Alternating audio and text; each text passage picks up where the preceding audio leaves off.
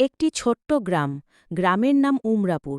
এই গ্রামে থাকত একটি ছেলে, নাম আরিয়ান। সে খুব কৌতূহলী, সবকিছু জানার আগ্রহ তার।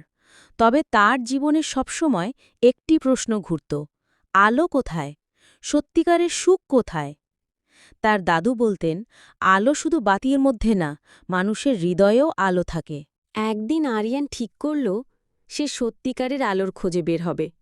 সে গ্রামের এক বয়স্ক মানুষ হাকিম চাচার কাছে গেল। হাকিম চাচা বললেন, আলো পেতে হলে ৩টি কাজ করতে হবে। ১. সত্য বলবে। ২. কখনো অন্যায় করবে না। ৩. সবসময় ধৈর্য ধরবে। আরিয়ান এই ৩টি শিক্ষা বুকে ধরে রওনা দিল। প্রথম বাধা। এক জঙ্গলে পৌঁছে আরিয়ান দেখল এক বৃদ্ধা সাহায্যের জন্য ডাকছে। সেই গভীর জঙ্গলের কাঁটায় আটকে গেছে। আরিয়ান সময় নষ্ট না করে বৃদ্ধাকে সাহায্য করল। বৃদ্ধা বললেন, সৎ কাজ করলে পথ সহজ হয়। দ্বিতীয় বাধা। আরিয়ান এক গ্রামে ঢুকল। হঠাৎ দেখল কিছু লোক এক গরিব লোকের জিনিস ছিনিয়ে নিচ্ছে। আরিয়ান ভয় পেল, কিন্তু সে দমল না। সে সাহস করে বলল, এটা অন্যায়, তোমরা থামো। চোরেরা হেসে বলল, তুই কি আমাদের আটকাবি? আরিয়ান বলল, আল্লাহর উপর ভরসা রাখি, সত্যের শক্তি আছে। তার সাহস দেখে আশেপাশের লোকেরা এগিয়ে এলো। সবাই মিলে চোরদের পিটিয়ে গ্রাম থেকে বের করে দিল। তৃতীয় বাধা।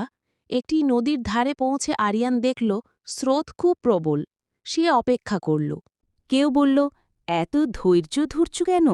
আরিয়ান বলল, ধৈর্য না থাকলে বিপদ আসতে পারে। স্রোত কমল দিয়ে আরিয়ান নিরাপদে নদী পার হল। শেষে সে এক পাহাড়ের চূড়ায় পৌঁছাল। সেখানে এক বৃদ্ধ লোক তাকে বলল, আলো তুই খুঁজতে এসেছিস, কিন্তু তুই জানিস কি, আলো তোর ভিতরেই ছিল। তুই সত্য বলেছিস, অন্যায়ের বিরুদ্ধে দাঁড়িয়েছিস, ধৈর্য ধরেছিস। এটাই আলোর পথ। আরিয়ানের মন ভরে গেল। সে বুঝল, সত্য, ন্যায় আর ধৈর্যই জীবনের আসল আলো।